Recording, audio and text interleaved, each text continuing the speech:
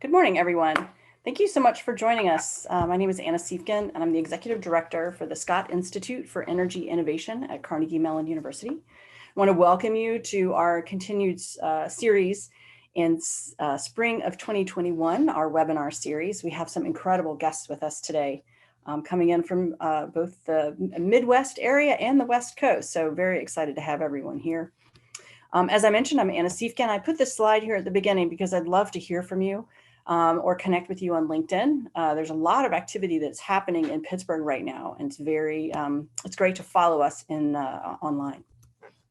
So the Scott Institute, if you are not familiar with us, we are the hub for all of research around energy at Carnegie Mellon University. So we really focus on not only collaborative research, but strategic partnerships, education through a master's program, entrepreneurship, and an ecosystem activity for startup support in the region, as well as policy. So obviously with new administration in place, policy becomes critically important.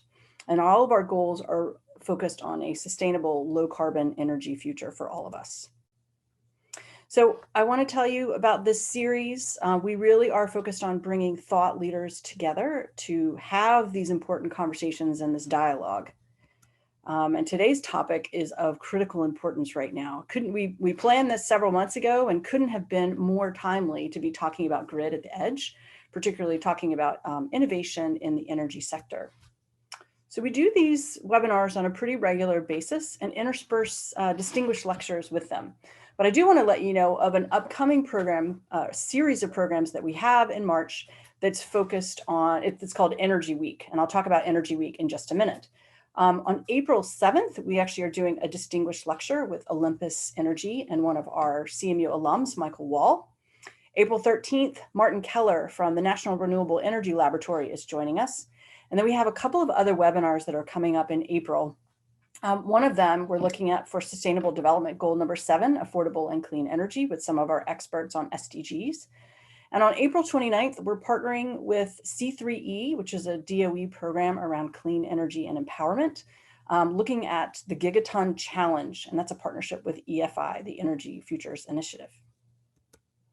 So Energy Week is coming up. So ordinarily, many of you would be with us in person, but we are doing this entire event virtually, and there's still space on our calendar for you to join us.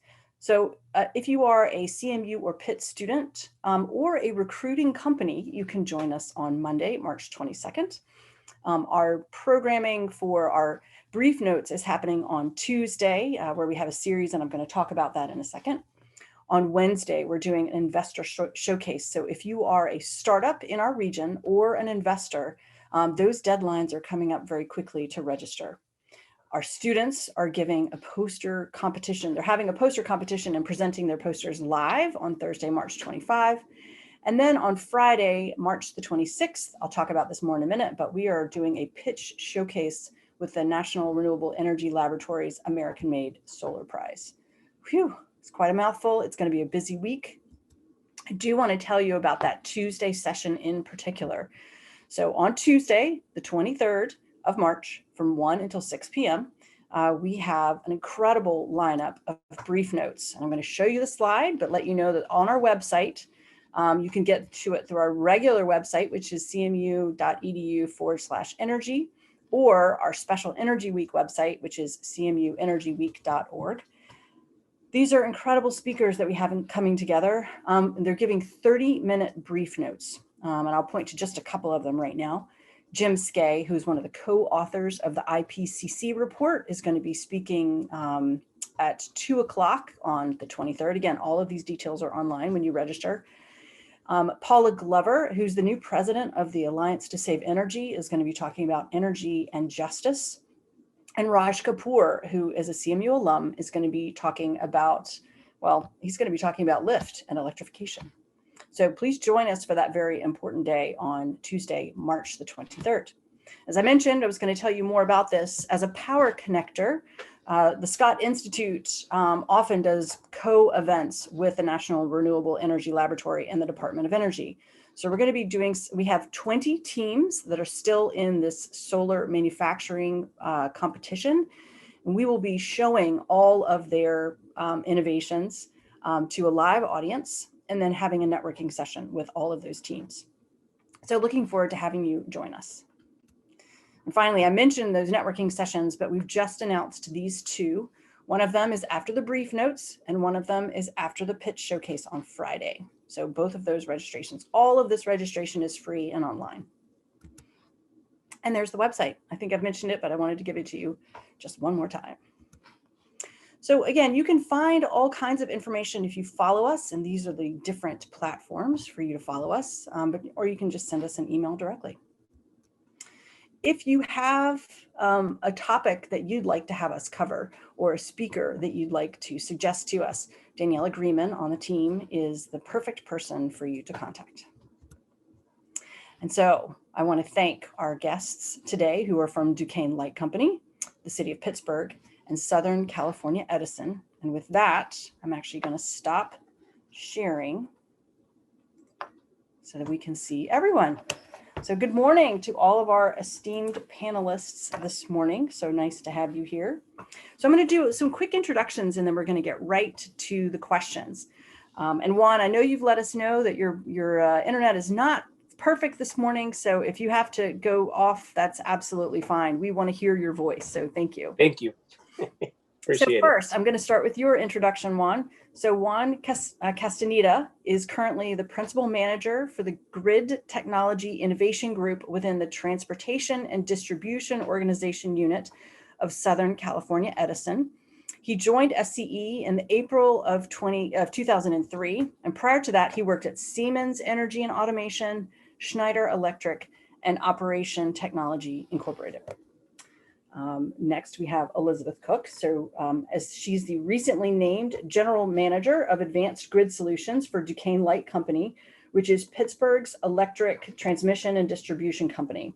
So she manages and leads efforts within that group in the Power Grid Operations Group. She works with internal and external partnerships, like with universities like Carnegie Mellon, to collaborate with local, state, and federal planning entities to transform Duquesne Light into the digital utility of the future via the power grid. Derrick Dauphin is the City of Pittsburgh's planner for 4 neighborhoods, the Downtown, Hill District, Uptown, and Oakland neighborhoods. So we also have an Oakland in Pittsburgh.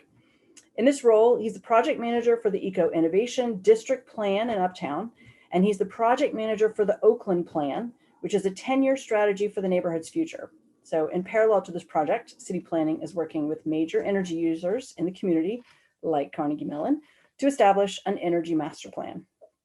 And then last but not least, Panos Moustos, PhD, is a systems scientist with the Scott Institute for Energy Innovation at Carnegie Mellon since 2018, which is following a 2-year tenure as a postdoc research associate in our Department of Electrical and Computer Engineering. So he's a senior member of multiple IEEE societies, including roles as associate and regional editor of journal publications, task group chair, standards working groups, and smart grid publications. So he also serves as the editor-in-chief of the IEEE Smart Grid newsletter. Whew. That's all a mouthful. You all have so many accomplishments, and I certainly appreciate you being here. So we're going to jump right into the questions. And I want to start, I think, with Elizabeth. So Liz, how would you characterize the current state of energy infrastructure where you are, which obviously is in Pittsburgh? And we have to sort of put can't not sort of think about other parts of the country that are struggling right now. So where are we in this landscape? So Duquesne Light, as you mentioned, serves 2 counties in Pennsylvania, southwestern Pennsylvania. And so if you think about where our roots are, our founding owner was George Westinghouse. So if you think about the first president of Duquesne Light, or the former Allegheny City Light, was his brother, Westinghouse. So we have great history here, and our grid has developed and has been defined and designed over the last 120 years. And we have updated and enhanced the grid as needed per development. So we're tied into the larger PJM RTO ISOs for all of the others watching the ERCOT Texas scenario. So we have great ties with our neighbors in regards to the transmission. And then from the distribution grid side, we serve the two counties, Beaver and Allegheny County. And quite frankly, how we have designed it, we did not really need to understand what was happening at the edge due to just laws of physics and Ohm's law. We could calculate the impedance of the grid, what the load was, and be done. However, as we're evolving in this new area of technology and awareness of what's happening at the edge, we have to have better visibility as a industry and even company to understand what's going on at the edge of our grid. So that's kind of where we're going to talk about today, is the importance of engaging our partnerships, our city planners, and our customers to understand what they want to do as they become active users of our power grid. So, should I talk? I was going to say, we could continue on with having someone else's perspective Yes, on Pittsburgh. Keep going though, Liz.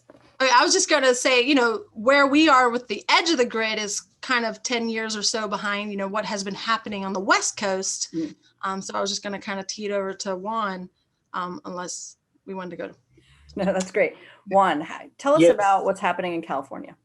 Yeah, so I think it's well known that, you know, California energy infrastructure, it is evolving, has been evolving for quite some time now. You know, it is transitioned to an electric system that relies, you know, it primarily and increasing on clean energy such as wind and solar, right? So, but with that said, you know, there are significant climate trends that have caused major issues. And not just in California, but we're seeing it everywhere, you know. So climate change is one of those things, once again, that's caused major issues and challenges to us. But across the country, you know, in the past 10 years, you know, we can see Texas right now, you know, increase in air temperatures, decrease in water, you know, availability across the regions and seasons, and then increasing the frequency of extreme climate events, right? So wildfire, that's one of the biggest challenges, you know, for us, not just, you know, Southern California, Edison, but throughout the West. So with that said, you know, we're now see that we're at crucial, you know, points with the grid, at particular times with extreme climate situations. So California, as I mentioned, experiences all this wildfire. So at SCE, you know, we're taking the proactive steps to adapt to climate change by, you know, one way is strengthening the grid to grid resiliency measures. The other one is through technology policy drivers. So rapidly changing the way energy is produced and consumed. So requires a faster pace and investment in addition to the modernization of the grid, which we've been at it, you know, for quite some time, but, you know, we recognize that. So if we want to get not only continue to battle these challenges with the climate change, but also achieve, you know, the goals of decarbonization, that's what we got to put our, you know, our efforts on. Excellent. So Derrick or Panos, I'm not sure which of you should go next on this topic. I can jump in a little bit. So I think one of the things that is sort of unique, and I think Liz sort of alluded to this, is that Pittsburgh does have a lot of legacy systems and a lot of deferred maintenance on infrastructure. And so bringing those systems up to date is a different kind of challenge. And that's true of our electric grid, but it's also true of our district energy systems. We have some of the oldest district energy systems in the country. And so we have this great legacy of thinking about energy and building out these systems before a lot of other places did. But we also have there's some, you know, difficulty in updating the systems and the legal sort of frameworks around them that is sort of a unique challenge, I think, to these sort of older cities. And Panos, from your perspective and the work that you've been doing, can you tell us about some of your thoughts for the region? I think that it applies not just to our region, but maybe to the whole of the US, if not of the whole of the world, that we see that the edge of the grid will be becoming more and more of an important player, not just for the purpose of enhancing the energy portfolios with distributed generation, which is usually the main driver of grid edge dynamics in the electric power systems. But as we see also from what happened with Texas, most probably we're going to be needing the grid edge to somehow support itself and have some resiliency measures and resiliency applications to sustain its operation, or at least part of its operations, under extreme phenomena, as will be similar climate climate change induced events of which Juan mentioned as well. So we do see the grid becoming more and more important, and we need, at least from the research perspective, properly tune and properly find a proper balance between centralized, typical traditional power system research and innovation at the edge, which is way more challenging and can be way more diverse. The approaches and the techniques might be vastly different for what we know and from what we typically understand. So you've mentioned the idea of technology and innovation at the edge. So what's needed, or what are some interesting things that you've been seeing, or trends, topics? And obviously from a university perspective, we're very interested in hearing what are the needs? What are some things that can be I want to say accomplished, or what solution bases are needed? I don't think not 5, not 10, not 20 webinars would be enough to start listing all of these which might be needed, and this would be all urgent. Like, I would not be like saying, oh yeah, let's do this now, we can wait this 5 years from now. No, but if I would pick one, and this would be the most important of all, that would be monitoring and sensing. Monitoring and sensing would be the most important things. Having eyes on the ground, having eyes as close to the customers as possible, and giving us insights to what is the situation of the grid, if we have down conductors, if there is a disconnection, if a transformer has broken down. We've been watching videos from Texas where during the snowstorm, we would see arcing faults traveling down the lines. So this would be visible on video, but it would not be visible to the local utility, let alone system operator and so on. And I think Liz and Duquesne have been starting some efforts in improving grid visibility. So I guess Liz could have some nice insights there on how they have been starting to approach a bottom-up view of the grid. Yeah, definitely. So that is probably the Achilles heel, right? Is one, that visibility I spoke about, right? We're down at the edge. This is where customer generation and or programs to really continue to interconnect to the grid that used to be a one-way power flow. So we've been talking about the two-way power flow phenomena, but that's just considering there's a design ideology behind it. And then how do we become aware of it, understand it, and then connect the associated technologies to enhance the ability of the edge? So everything requires data. So I think that's the big thing, right? Studies require models, and models require data. So the biggest thing that I think DLC's technology platform is that sensoring and monitoring, bringing the data back, transforming it to provide insights to how the edge works. And then from there, understanding this electrification phenomena of, the investment in the innovation area is studying clean energy technologies, the advanced transportation, electrifying our fleets, really all of the edge type technologies that are driving a different use of our edge. So it's happening here in Pittsburgh, and it's definitely happening a lot in the West Coast, but we have a large amount of unique customers coming to us and asking, how can you DLC facilitate our vision, which is to use energy differently? And we want to connect the customer generation. We want to be able to play on the system and be a part of the solution. So we at DLC need that visibility so that we can be that partnership and drive those type of technologies forward for everyone and not just specific developments.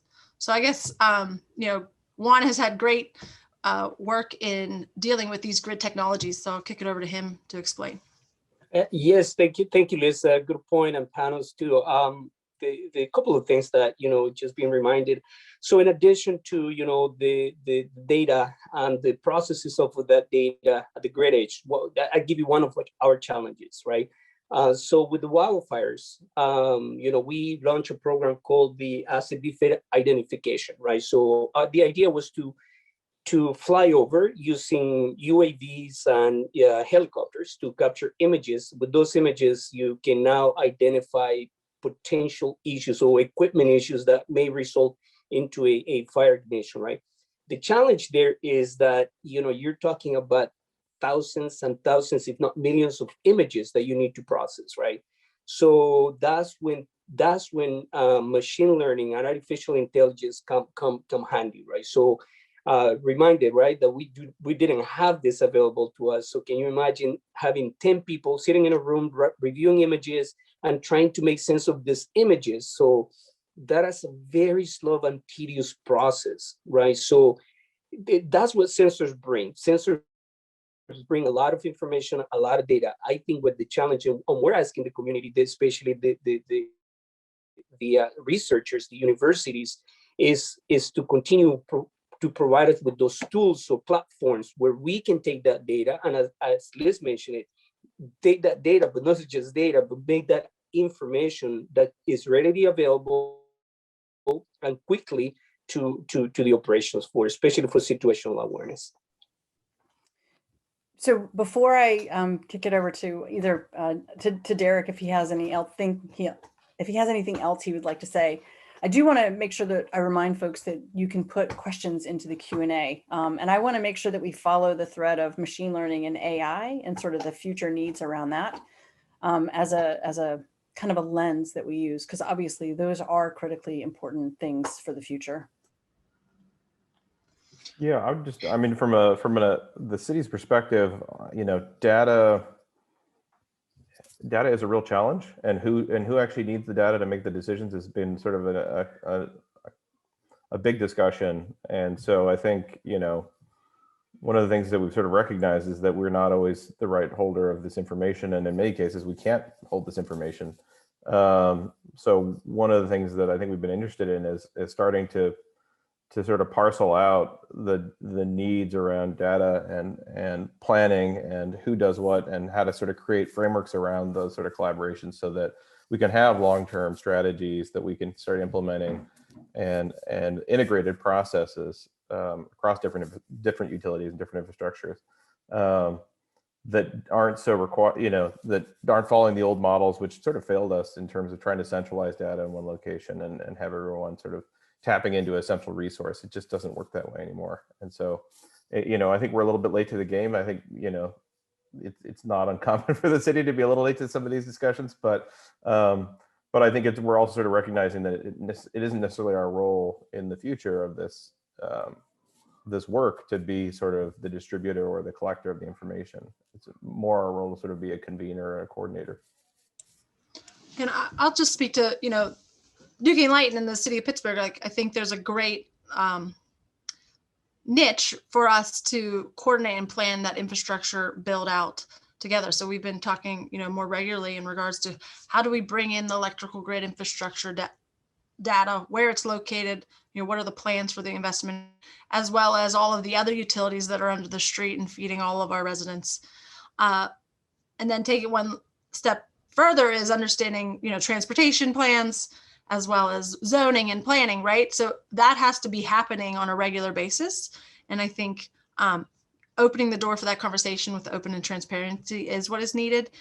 And talking about data sharing, right? That's when it becomes like who owns it, who oversees it, who can manipulate it, but really having that true group regularly working together to figure out and break down those barriers. Because as each of the utilities continue to drive towards this, improving the aged infrastructure, but also driving us towards an area of innovation, like that discussion has to happen on a continuous basis. So creating that relationship with the city or your local communities, as well as your universities, to bring all that intelligence together and then start making insightful decisions is, where we have to head as an industry. So I think those walls need to be broken down and the conversation, continue to be driven. So.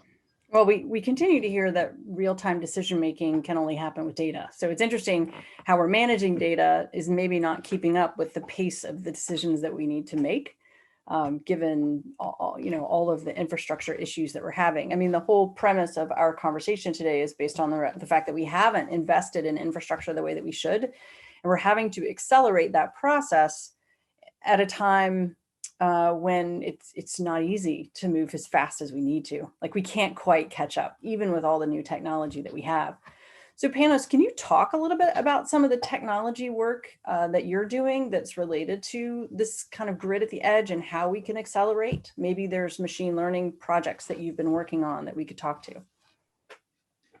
Yeah, I've been working on a few projects with behind the meter assets, specifically photovoltaics and batteries, in one of the Department of Energy projects, programs, excuse me, the Science of the Sunshot Initiative, on which we would explore the idea that in a subsidy-free market environment, because of course all types and sources of energy need to be treated equal, something that has been a recent trend across the US.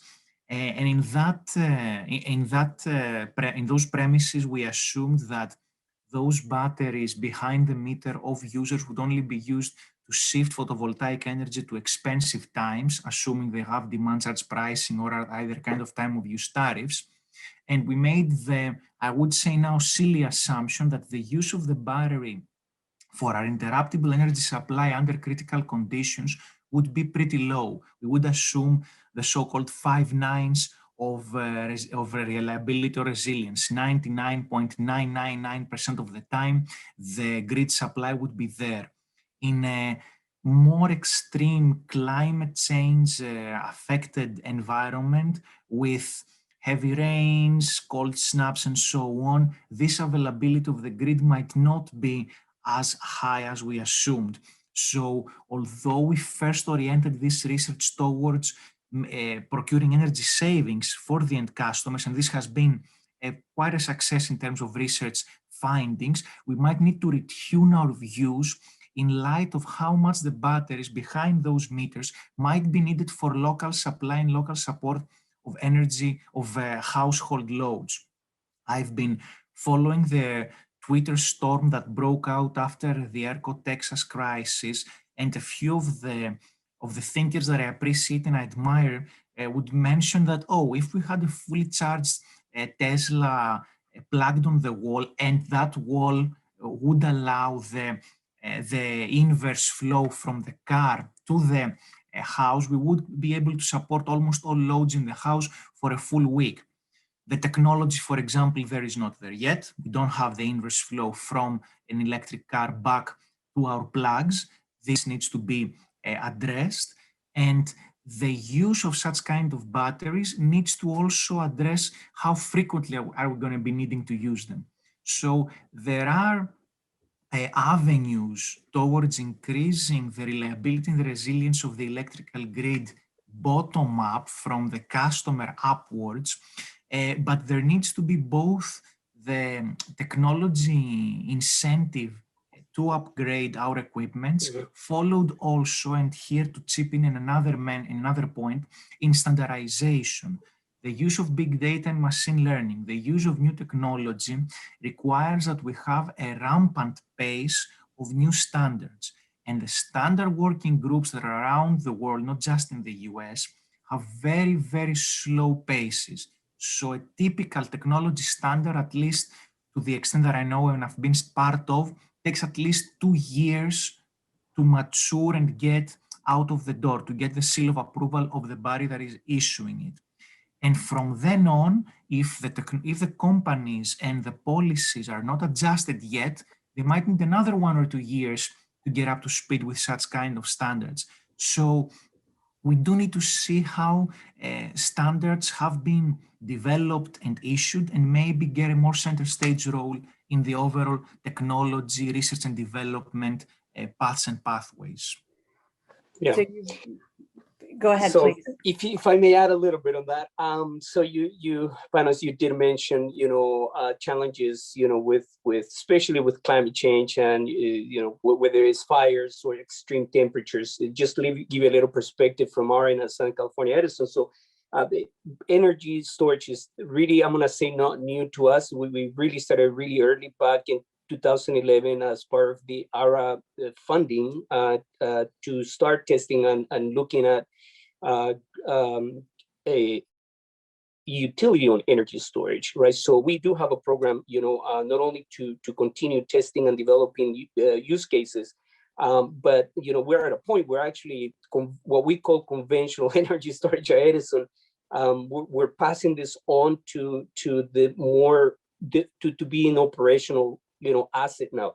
That said, there's new technologies, and I'm going to say new in the sense that there's not off the shelf. Mobile energy storage. So now we're looking at mobile energy storage. We have a project that we're working with the vendor. You can guess the vendor. I wish I can give you the name. We're not allowed to do that just yet.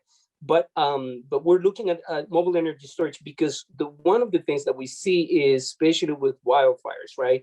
You probably heard of I'm going to call the outages, the forced outages that we're doing when we have high wind conditions. So the problem moves around, right? So you also, in addition to have an energy storage, right, you also have to have solutions or technologies in the energy storage area where you can move them around.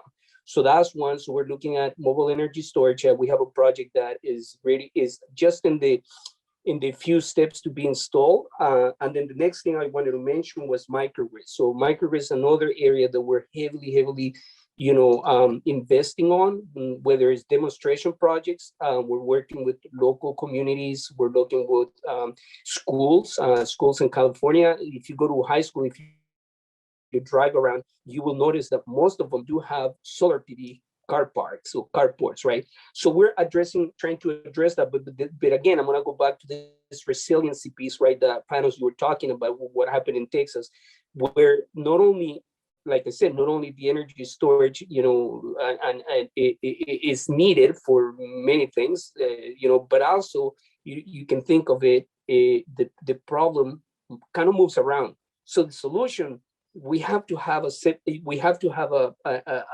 mobile solution as well that can support, our customers during this outages, that in some cases force. So we got to find better ways, right, to do it. So anyways, I just want to add a little bit of.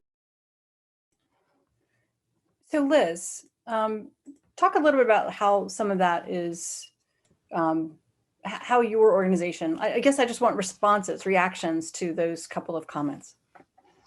Yeah, so, looking, as my role in the east side, right, of our grid, looking over to the west over the last 15 years, observing the trends. First it was solar. First it was wind. I remember at the transmission bulk level, I did a lot of study in that work, and no one believed it was going to have an impact or even move forward, right? And then suddenly there's gigawatts of wind, and the same thing happened with solar. And then now the same thing's happening with batteries. So the technology is available. And so from my perspective, a lot of what is creates the inability to be agile, innovative, right, is the regulatory frameworks, right? So how do we do these, as Juan called, demonstration projects, to move us forward to understand how to use this energy to our advantage? From a utilities perspective, and how do we create those partnerships and those developments with third parties as well as our customer base to show the proof of concepts, to be able to highlight what the cost benefit analysis is to a microgrid development or a battery energy storage project, or some of these innovative projects at the edge. So when I hear that California is doing these projects and it's been doing it since 2011, there's a lot to learn there, and they have a lot of lessons learned. And I think it's a great place for us to learn from and bring it here to bring that benefit to our territory. And how I see microgrids being utilized in our territory is resiliency nodes. Like, where can we identify in our territory where there is increase in flooding, landslides that are more a possibility? What infrastructure is critical in those areas? And then bring in the social and economic part. So what areas of our grid can we enhance the resiliency, so if an incident would happen, that we can provide that community support for not just pockets of our grid, but for everyone. And then in regards to battery energy storage, I think there's a thought that load is plateaued, if not declining. And then there's going to be a significant surge in energy efficiency and demand response programs with FERC Order 2222, and really this opening of a market to aggregators, right? So how does that interact with the utility business model? And again, how do we ensure that we are positioned to serve all and just not those third parties? So being aware of that, and then identifying There is growth in pockets across the territory. Yes, the load may be down or plateaued historically over the last 8 years, but the large distribution centers or Bitcoin or, grow houses, right? Like those are pockets of energy and large energy consumption. So how does the utility infrastructure address those needs while also ensuring that the reliability of the grid is reserved for everyone? That's kind of where I throw over. I think the technology is definitely a gap, right? That allows us to transform into this future grid that we're all not, is not defined yet. So, and that's where I look to finding those relationships with the universities and, the cities. So, yeah. So we have a question that's come in. It's actually, I think, for you and for Derrick. And it says, can you address the notion of the need for electricity storage versus thermal storage at the grid edge? It seems there's a great opportunity for the city of Pittsburgh and Duquesne Light Company to utilize energy storage using the wastewater and city water systems to allow heat pumps to be efficient at much lower temperatures. So thank you, Mark, for that question. So Derrick or Liz, would you like to answer that one? Derrick, you want to go first? Yeah, I think admittedly, we're at an early stage in thinking about that, and I think where we've started is sort of thinking about energy,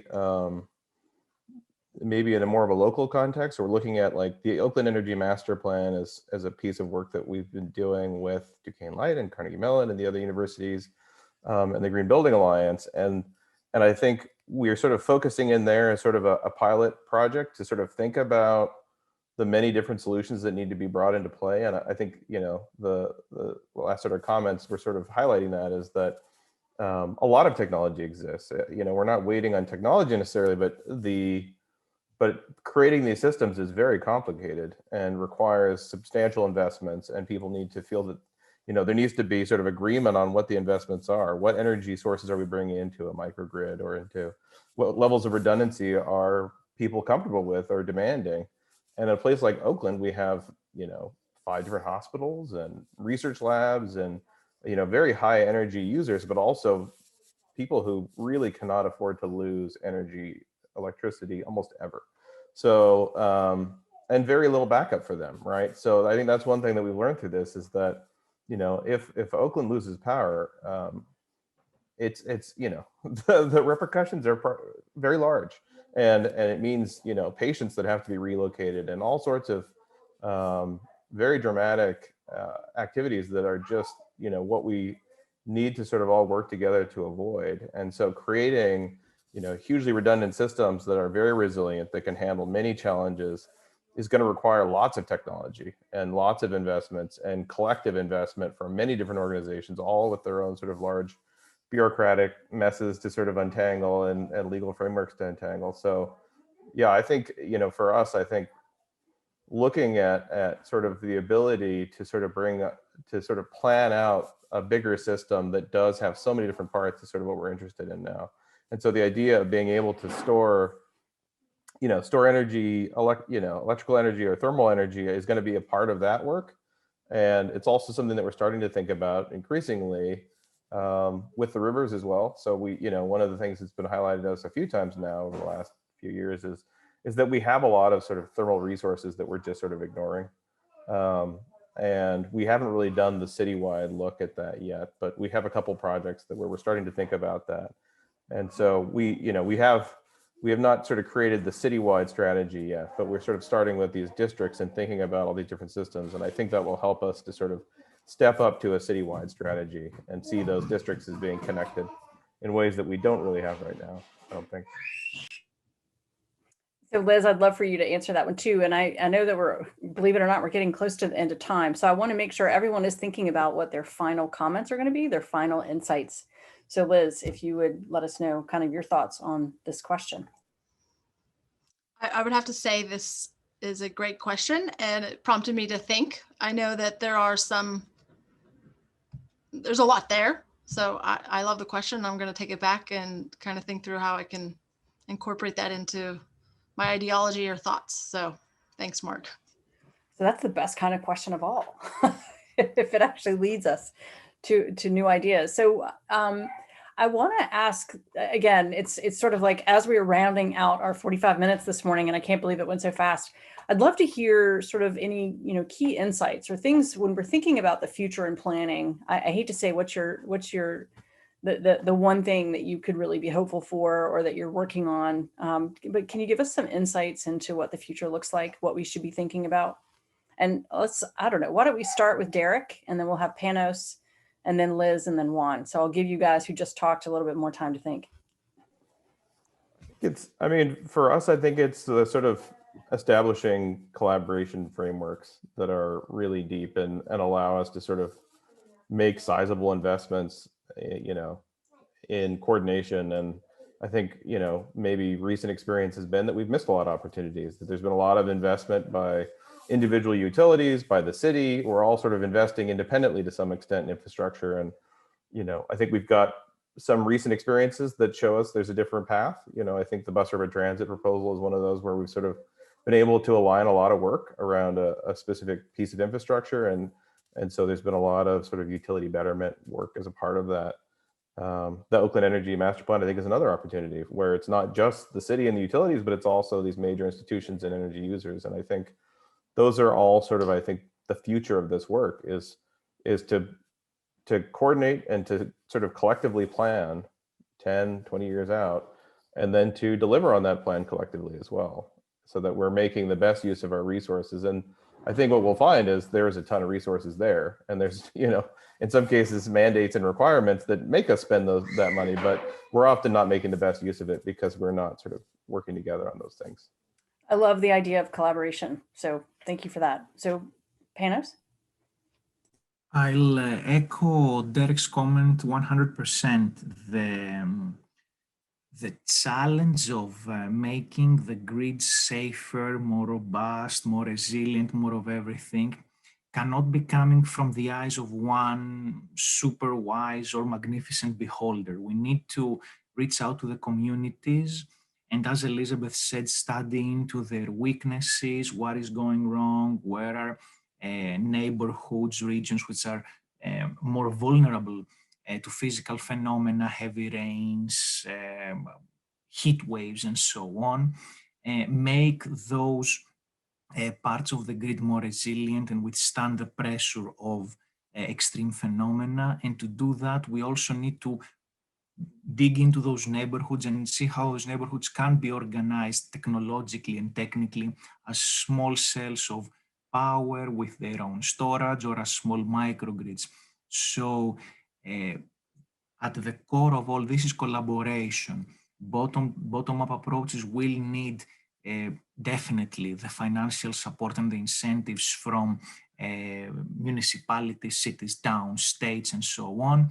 So in order to do that and to best serve the communities and best allocate budgets for these purposes, the community leadership, the research community, and the people need to work together and exchange views and have our eyes and ears open for the best concluding outcome out of all this.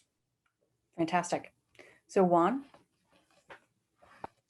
Yes, thank you. So from our end, I just wanted to mention that we December 2020 we released our vision for what we call reimagining the grid. That is basically a blueprint for the design and operation of the future grid, and that can integrate the clean power resources with that climate change and enable our pathway 2045 goals, right, which is full decarbonization by 2045. That said, we have to continue leveraging the academic community, right? How do we do that? There's many different ways. One way is, I've been saying that we just gotta keep in mind that, please, this is not politics. It's politics aside. It's a new administration coming in with very aggressive goals in climate change. So there will be lots of opportunities that the Department of Energy is going to present to us. What we need to do is we need to take those opportunities and those fundings, to bring not only the academia, but the industry and the utilities together to help, help advance it, right? So I gave you the example at the beginning of, how did we get into the energy storage and where did we see the opportunities back in 2011 is by leveraging those funding resources from the Department of Energy, right? So, but once again, it requires, I see it as a three-pronged effort, meaning academia, you need the universities, you need the researchers, you need industry, you need the vendors, and then last but not least, you need the utilities. So it's a partnership that we're seeking. So I don't know if that answers everybody's question. Yeah, and I think it does actually. But Liz, I'm going to let you have the final word, and I want to thank you for bringing this idea to us for this webinar this morning. Thanks. So yeah, I just want to, if you think about where we are with data and the access to this powerful insight that could be brought, right, by all the tools and technologies and platforms, is ensuring that we have the right people and processes in place in all of these organizations, but with a true vision, right? Where is our instinct driving us? So like Juan mentioned goals, right? They have a plan for 2045, and that's grounded in, decarbonization principles. And if you think about what he said in regards to the investment from the federal government, the last time we invested in the energy sector at this extent was when we electrified rural America in the 1930s. And the plans that are being rolled out, the percentage of GDP is almost close to the amount of spend that we did to send a man to Mars in the 60s. So no matter where you sit, the investment in the idea of innovation to drive us towards clean energy technologies is sitting here. And that is just going to open the door to new jobs and new platforms that none of us can imagine today. I read a statistic that like the children that are in school now and will be employed in the 2040, 65% of them will have a job that doesn't exist today because of the revolution that we're in regards to the digital information that is available. And if you think about it, electricity and the source of our power is the grid. So we need to ensure that we're appropriately addressing it and working together for that future platform. So with that and my dog barking, I will end it. Well, I appreciate it. And I appreciate all of your thoughtful insight this morning. Thank you to everyone who has joined us this morning for this webinar. We certainly appreciate having you all here. Thank you very much to Southern California Edison, to Duquesne Light, to the City of Pittsburgh. Thank you to Panos, who sits on our team. We appreciate having all of you this morning. And we look forward to seeing the rest of you either at Energy Week. Please register if you have not already, or at a future webinar. So thank you again, everyone, and have a fantastic day. Thank you. Thank you. Thanks, everyone.